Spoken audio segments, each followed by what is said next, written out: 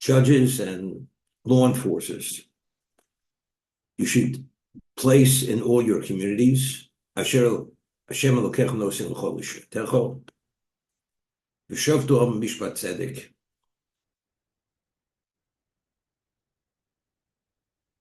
Russia's, and these judges will be able to adjudicate a verdict which is tzedek, which is righteous. But that's only possible if the judges are qualified to issue those rulings. So Rashi says, Mane dayonim ha-mumchim v'tzadikim. They have to be mumchim, they have to be expert, and they have to be tzadikim. And as a result of that, lishbu tzedek, the verdict they will give is a righteous verdict. Over here, there's a beautiful midrash. Now, there's a mitzvah in the Torah, that you should judge your fellow with righteousness. So the Gemara tells us, that if you have the ability to judge your fellow and give him the benefit of the doubt, you have a Torah obligation to give him the benefit of the doubt.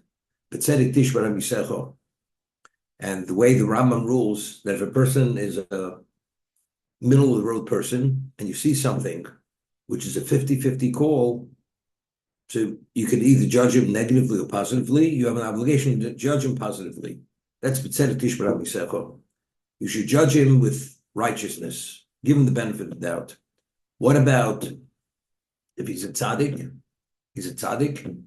Even if it sways more greatly to the negative, because he's a tzaddik, you give him the benefit of the doubt. Because since it's not within his behavior pattern to do something which he transgresses, even though it seems to be more likely he did, the probability did not. Therefore, even though it's not definite, give him the benefit of the doubt. What about if a person's a Rasha? His behavior is totally negative, and he has no issues about violating the law. Even if it's a 50-50 call, you don't have to give him the benefit of the doubt. You could judge him negatively. Because, again, it's evaluation, it's judgment. If you see somebody doing definitely something wrong, he did something wrong, it's not a judgment issue. But if there's any question what it is, and it's a question of passing judgment, you should give your fellow the benefit of the doubt. So over here is mentioned Chuma.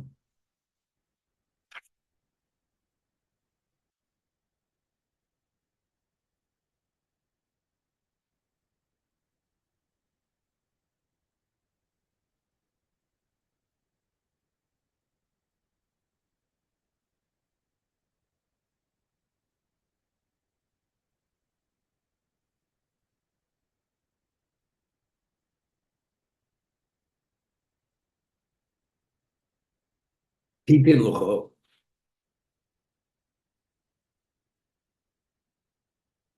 It says, V'shovto mishpat tzedek. You should judge the people mishpat tzedek, a verdict which is tzedek. What does this mean? This is the Bezdin. Shumatin esom l'kav tzedek. What does that mean? You should direct them and judge them positively.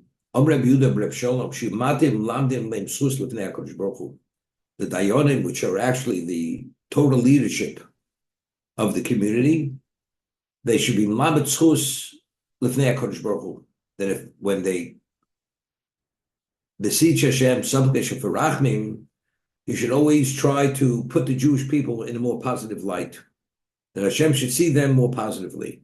Where do we learn this from? This is very important. Gidon ben Yoash, Shibiyama Vayisho B'Tzoro. Gidon ben Yoash, in his days, the Jews had very serious problems. We were surrounded with our enemies. He wanted one Jew should somehow be mlamet schus, should put the Jews, that they should be seen in a positive context. That's limut schus, to judge them favorably. Sha'ador dal b'mitzvos amasim, because the generations, they were very lagging in mitzvahs and good deeds. They weren't really up to par in the spiritual arena. He found the schus gidon. Shalimit Aleim Schus.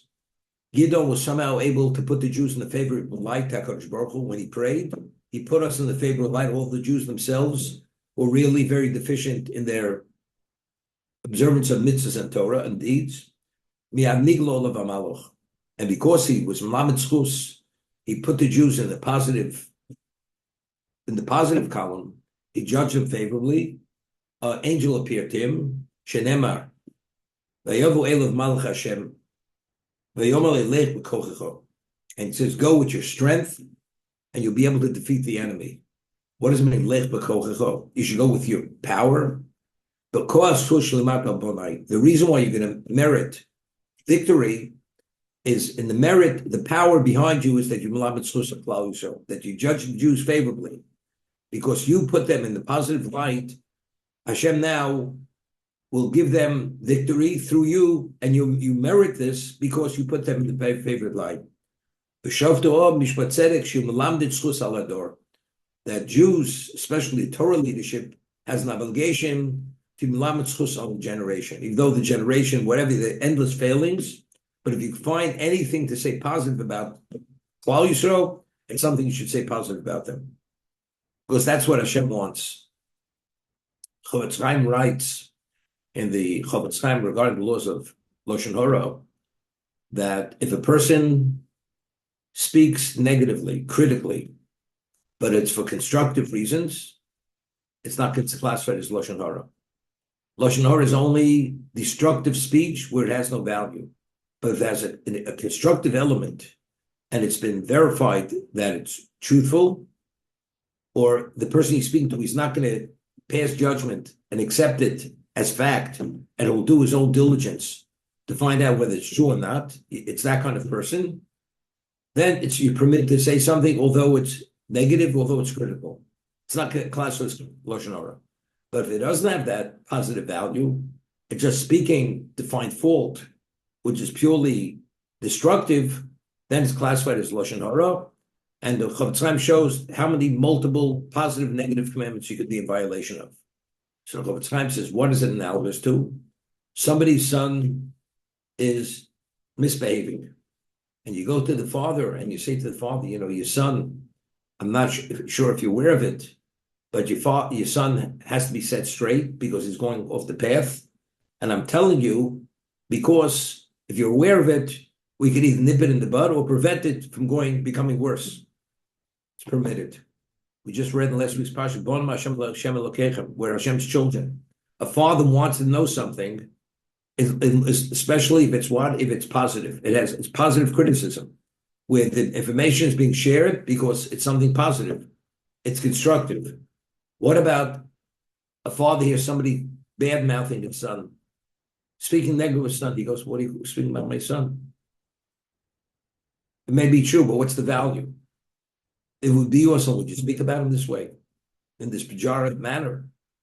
So therefore, as a result of that, if you speak in a context where it's not constructive, this actually arouses Hashem's anger. How do you speak about my son? My son who I love, because all Jews are born in Hashem Elokeichem. How do you speak about them? If it's positive, Hashem loves you for this. As a father would love a person to inform him that his son is not doing the right thing, to make the correction. But if it's purely to badmouth him, to speak critically, negative about him, it upsets the father. Here by Gidon, the nation itself were lagging in mitzvahs and Torah and everything else. And we were in the Torah. And whenever, especially when there's a time of problem, there's always prosecution, because you need special schus. And the prosecutor prosecutes the record when you need schus. So if there's any way we could come and be melamed schus, despite the shortcomings of the Jewish people, and Gidon did that. And although Gidon was not on the level that he was worthy, that a malach should appear to him, but because he was melamed schus on Klal Yisrael, as a result of that, he merited the angel should come, and he says, Lech b'kocha, now you should go with this merit that you put them in a positive light, and through that you'll bring about victory. Okay? So we have to be careful. There's much to criticize about the Jewish people, whatever you want to say. But if saying it has no value whatsoever, it's not to set people straight. because they're being misled, because they'll identify with a certain group of people. We're not talking about that. We're talking about just to speak about negative about Jews where it has no value. What are you speaking negative about Jews? Factly, every Jew, whoever he is, unless he's a Russia. A Russia means that we're concerned somebody may learn from that person's behavior. So you have to classify that person as whatever he is. But if it doesn't, that's not the context of speaking. For that purpose, what's the point of speaking? And Hashem wants we should lamed schus on Klal Yisrael, regardless of how much we're behind the eight ball, and we're far from where we should be.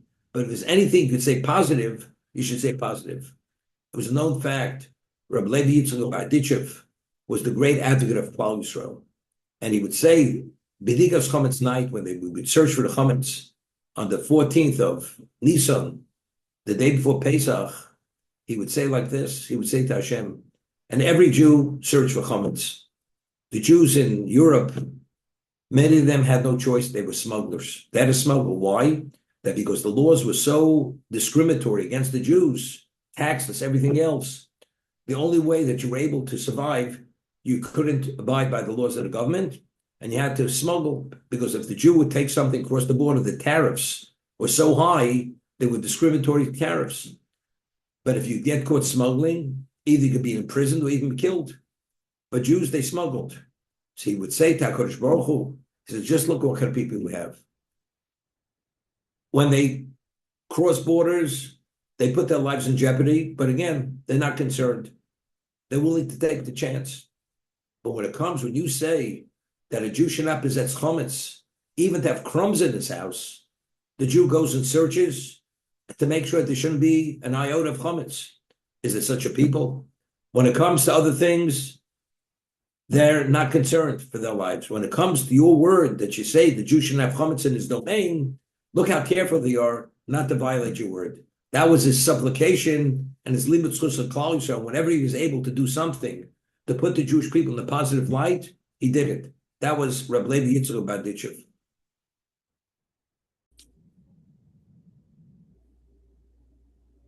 There's a pasuk in Tehillim, Magid favorably Yaakov. Hashem speaks his words to Yaakov, Chulkav Mishpatim Yisrael, his statutes and his laws to Yisrael. What does this mean? Dvorav, what is Dvorav? Elu Divrei Torah. Those are the laws of Torah. Chulkav, Ela Medrushus. This is the elucidation of the Torah. Umishpatov, Elu Adinim. Mishpatov is what? Is the laws which pertain to court, how to deal with monetary issues, we'll see. The Torah and the laws which pertain to the court were only given to the Jewish people. How do we know a Jew and non-Jew, they have a legal issue between the two of them. He's not permitted to say to the non-Jew, let's go to your courts and let the Gentile court adjudicate, the secular court adjudicated the dispute between us. He did not, what he did for us, he did not do for other nations, and the mishpatim, the laws, which our laws are not known to the non-Jew, are not applicable to the non-Jew. Someone asks, what are the 7 Noahide laws is establishing the judicial system? They also have laws.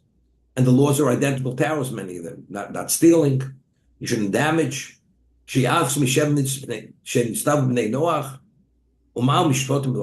it mean? The laws, the rational laws were not known to them. Those are the details and the subcategories which pertain to justice.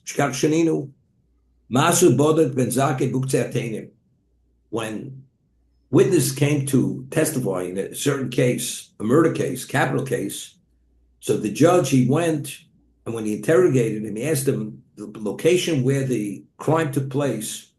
It was under a fig tree. The stems on those figs, what was the size of those stems? And because they couldn't answer, they were disqualified. Because any question which the judge puts to the witness who's coming to testify, he has to respond. And if he doesn't respond, he's disqualified. A non-Jew, if you have one witness, it's sufficient. to actually sufficient evidence to put a person to death. Ubedayin echad. One dayan, one judge is enough. We have to have 23 dayanim who we discussed who are smuchim. They have the ordination of Moshe Rabbeinu. Shlo basra, even if he's not forewarned, the non-Jew is already liable, even if he's not forewarned when he commits the crime. Mashen came be Israel, which is not the case with Jews. If you want to adjudicate a monetary case, you have to have 3 dayanim, 3 judges. If it's a capital crime, you have to have 23 judges. And it says explicitly, 1 witness, it's not sufficient. You have to have 2 qualified witnesses. And they have to be interrogated. And it tells you exactly how to have to be interrogated. You have to ask 7 questions and all the applications. Okay? Therefore, so the laws which pertain to dinim for us, it's another level of application. Meaning, it has to be verified to the point of almost where it's impossible to find a person guilty unless you meet all the prerequisites. What's the difference? Why? Non-Jews not. So we discussed many times. The Gemara tells us, the Mishnah, that nefesh achas miYisrael kili hitzel olam alei. What is the value of 1 Jew? The value of 1 Jew is the equivalent of the world in its entirety. You have 8 billion people. You have 1 Jew. God says the neshama of that 1 Jew, to me, has greater value than all the 8 billion Gentiles. It's a different dimension of neshama. That's what it is.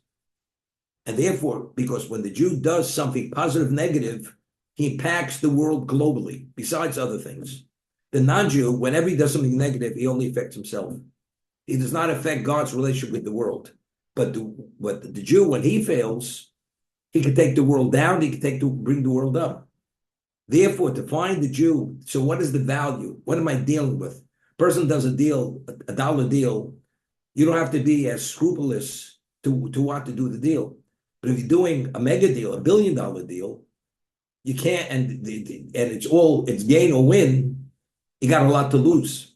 Therefore, you can't leave a stone unturned to make sure that every detail is verified and every T is crossed and every I is dotted. Otherwise, the whole house could come down. That's what the Jew is. Therefore, you have to have 2 witnesses. They have to be qualified witnesses. You need dayanim. You need interrogation. And the judge can even introduce levels of questions which are not even obligated for the judge to pose. And if the witness cannot respond, what's the halacha? The halacha is you disqualify the witnesses. Because that's only because the innate value of what a Jew is. As I just mentioned before, last week's parsha, you are Hashem's children. If you have a king and he has a son who prince, and he has commoners, what's the value of the prince versus his subjects? His subjects are meaningless. The prince is his son, that's royalty. Klal Yisrael, the Gemara tells us of B'nai Melochim, that every Jew is considered a prince in God's eyes. The world are not princes. Therefore, what you have to do to a Jew is not, his obligation to a Jew is not the obligation to a non-Jew, for that same reason. Rabbi, not the mishpat, losake ponim. You should not cause justice to be swayed. You should not acknowledge anybody, one of the defendants over the other defendant. Losikach shochad. You're not permitted to take bribery. Ki hashochad ya'aver einei chachamim. The moment you take bribery doesn't mean necessarily money. Somebody did you a favor, or does you a favor. It will blind the eyes of the wise, and it will corrupt righteous concepts. You're not going to appreciate what is correct and what's not correct. Automatically, you're going to have a tainted lens, a colored lens when it comes to that. The Gemara tells us that there were certain Amoraim, they were machmir to the nth degree. Somebody, Rav, had a thread on the shoulder of his garment, and somebody says, "Rabbi, let me take the thread off your shoulder." Yeah, disqualified himself. that he couldn't adjudicate a person's case because the person did something for him, even though it's not considered bona fide. It's not bribery, but you never know how accommodating a person in a certain way, what influence it could have on him. Immediately, you never know what it could do. It's not simple. I was once asked to mediate between two people, and they're both my talmidim. A judge, you can't imagine. You have to be so impartial that let's say you have two people coming before you, and one person has like an abrasive personality, and the person is so gentle and soft and kind and automatically likable. These two people come before you. The moment you see them and the moment you hear the voices, immediately you're more attracted to one over the other. You realize immediately that becomes a problem. It's a problem. Because if that's going to affect the way you see each one and you put them in a certain level of classification at a certain level, and there's a gray area and you have to decide, you may favor the one who's more likable to you than the other person. Because sometimes we pass judgment on people based on their predilections, based on their personalities. And as a result of that, really, it's not simple. And when you're in it and doing it, then you realize the level of sensitivity you have to be totally impartial, that your feelings should not sway your evaluation of whatever each of the people are saying. That's how difficult it is. Osaka upon b'mishpat, you should not favor one over the other. Doesn't mean openly favoring. I mean, even have the sense of one is more than the other to that. Even that is a problem. Because immediately it actually disrupts and undermines your impartiality regarding how you're going to process the information of the two defendants. Also,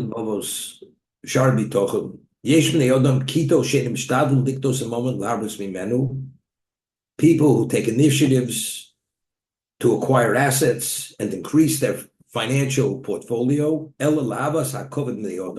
purely because they know if they become wealthy, people are going to respect them and value them and seek them out. Lasus lem shame, purely for their own renown. And they don't even, outside of that they have no interest in it. It's purely for their own acclaim.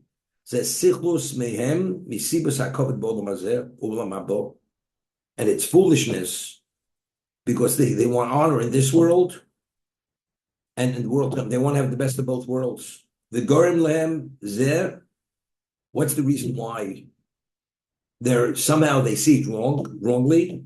Because they see in society, who do people revere and give respect to? People have money.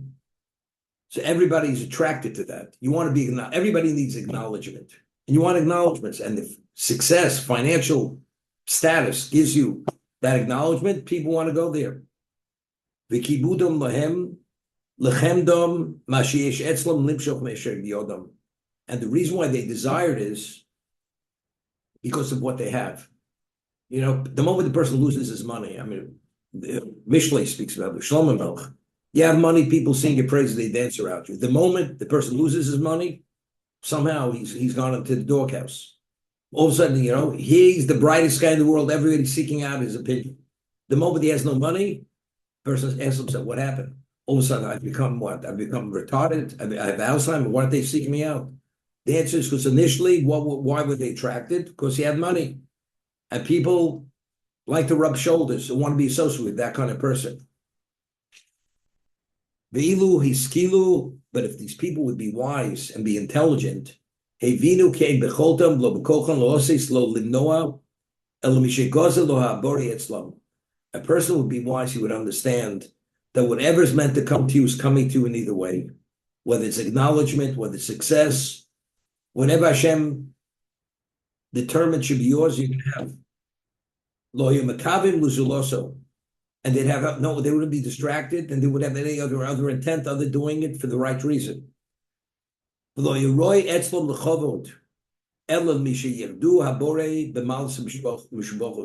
only honor they would want is to be honorable the way God says. You're honorable, you're an honest person. You're honorable. You have Torah, Your Honor. The Mishnah says in Birkei Avos, ain't covered el the Torah. What is covered? Torah. Honoring people, respecting people, treating people as you should. That's you're an honorable person. Royal Bavura Lechvora Bore Yisrael. And the person who behaves honorably, where Hashem will value that person, that's the ultimate cover. That's respect. Moshe Kosov, Ki Mechabdi Achabeit. I will honor those who honor me. The one who acknowledges me, values me, I will honor this. You know, some subhuman being wants to sing your praises, and you have the king singing your praises. What would you prefer? The subhuman being? Hashem says, Mechabdi Achabeit. I will honor those who honor me. And you have all these nincompoops, all these other people, hedonistic people. They'll invite you to the party. They'll put you on the head table. They'll put you on the dais. And they'll say things where 98% of what they say is not even truthful. It's all false flattery. What do you have from it? And you know it's not true. But people begin believing what they say is true. And it's not true. So what do you have to gain? You have nothing to gain. You know, people get excited. See, do you know who I met today? And they say, and what do you have of it?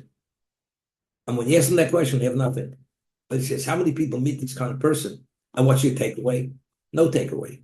Somehow you feel you're a recipient of something special because you saw that person. Okay?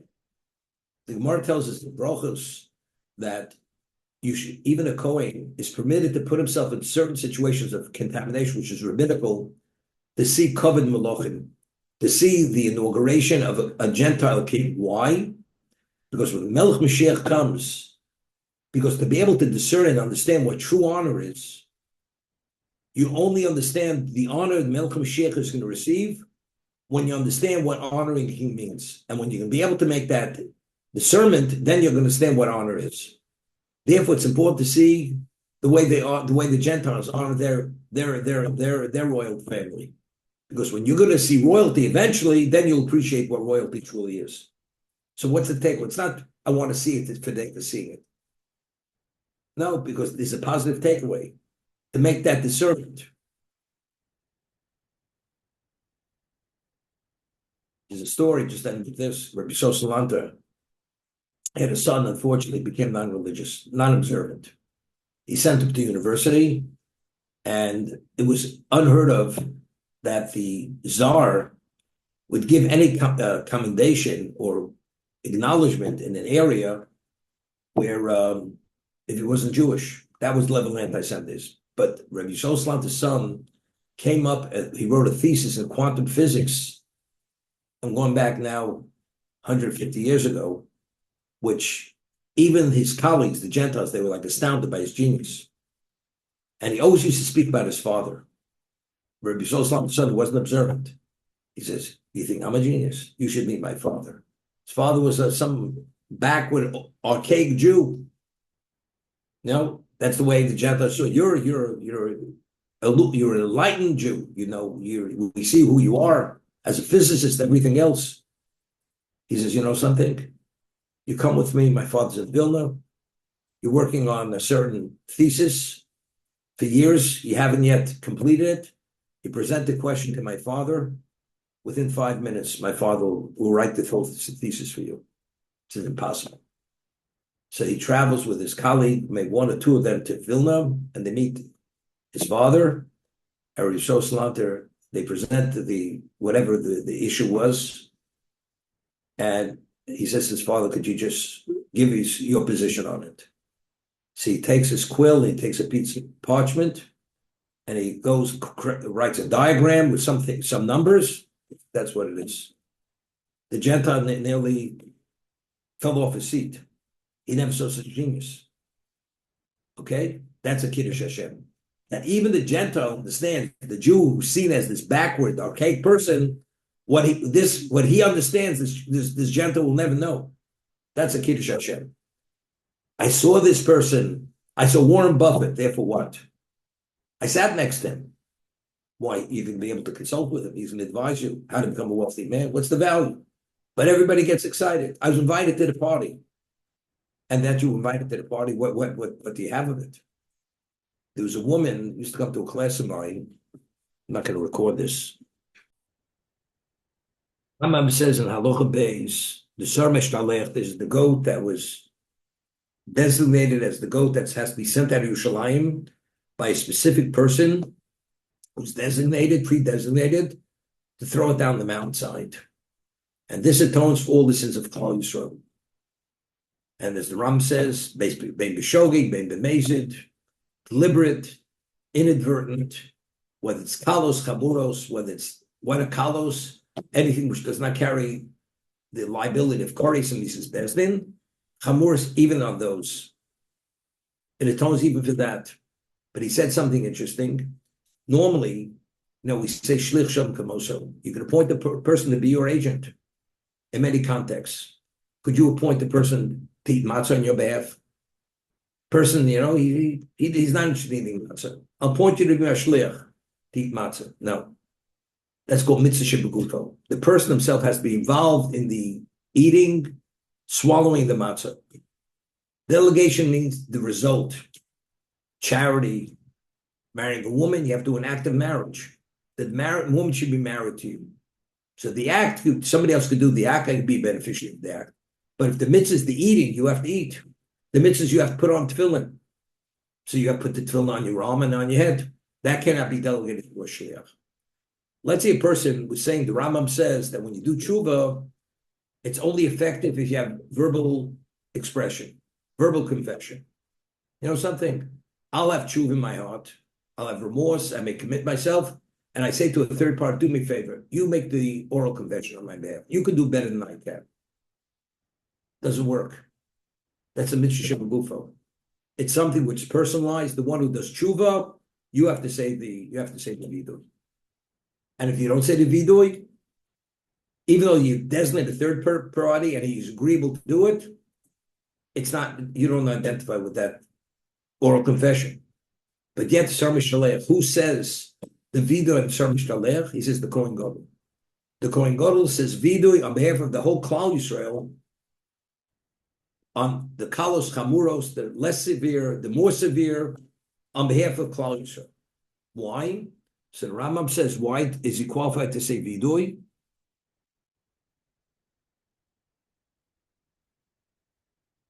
The fishu kapora Klal Yisrael Kohen Gadol b'svade olav aloshen Klal Yisrael, because it atones for all the Jews. Who's the representative of all the Jewish people? That's the Kohen Gadol. Shenema b'svade olav es kol avonos bnei Yisrael, as it says explicitly, he confesses for all the sins of the Jewish people. Because it's for Klal, it's not individualized. It's something for Klal Yisrael. He is qualified because he represents Klal Yisrael. He says the confession on their behalf. But if I have an obligation to my personal confession, and if somebody else can say, what does he have to do with me? This is something which is personalized to me. I have to make my own confession. Therefore, it cannot be delegated. But the korban, which is for Klal Yisrael, the Kohen Gadol, that's his responsibility. Therefore, his confession is valid, although the individual did not make a confession. So we're talking about over here, no tshuva. Well, if there's no tshuva, it's pashut. It's understood that there's no confession. So we find something interesting. If, let's say, we're going to see in the minute the Rambam, kalos is even a lo saseh. One doesn't even have to tshuva. The Sar Meshalech atones. Chamuros, the Rambam says, the person has to do tshuva. For koris and mises bezdin. Only then does the Sar Meshalech, the goat that's thrown down the mountain, atones. So if you say you have to do tshuva, we understand why you have to verbalize and articulate what you have in your heart. But if you tell me on a aseh or a lo saseh, you don't have to do tshuva. And so we have here vidui without tshuva. It's an interesting concept. Yeah. Verbal confession, nobody's doing tshuva over here. The Kohen Gadol is not doing tshuva on behalf of Klal Yisrael. He's just bringing the korban on behalf of Klal Yisrael. Right? So what's it all about? Now we have a little bit of a problem. The Ramban goes to explain what exactly is the Sar Mishtaleach. He shows it's not a korban. Because it's a korban, we have a thing called You're not permitted to bring a korban outside the Beis Hamikdash. And yet the Sar Meshtalech was thrown down a mountainside. So what's it all about? See, it has a whole understanding. It's an appeasement for the Sultan. And that's why it atones. That the Sultan should not, prosecute. And as a result of that, that's why Yom Kippur could be Mechapel. That's what it's about. Right, but how's that atone? Wait, why does one have to do tshuva before you bring the korban? Anytime you bring the korban, you have to do tshuva before. It has to be predicated on tshuva. So Mark quotes a pasuk, which says zevach rishon to'elo. The zevach, the sacrifice of a rosha, is an abomination to Hashem, because the korban only is effective when you do tshuva. The Sarah Meshtalech is a type of, it's not a korban. It's a mechanism which silences Satan and a result that God can forgive us, even without tshuva. Even without tshuva. However, so it's not a zevach rishoim. If it's not classified as a zevach, it's a procedure which allows atonement to be brought about, but it's not a korban. But for forgiveness, you have to articulate the sin, and his confession is on behalf of Klal Yisrael. That's what it is. But the Rambam says, but for chamuros, for kores and mises bezdin, there you have to do tshuva. You do tshuva, and who does the oral confession on your behalf? Now, if a person does tshuva, does he have to do, for his personal forgiveness, does he have to say his own confession? Because what we said, for kores and mises bezdin, you have to have yisurim. It's not enough tshuva and Yom Kippur. One has to have suffering. So maybe the confession, the Sar Lazozel adds, that removes that you don't have to have Yisurim. But in terms of tshuva, you have to have tshuva. And if you don't do tshuva, automatically it's Zevach Rishoyim. And the Zevach Rishoyim doesn't atone. We'll stop here. Daf Yomi is at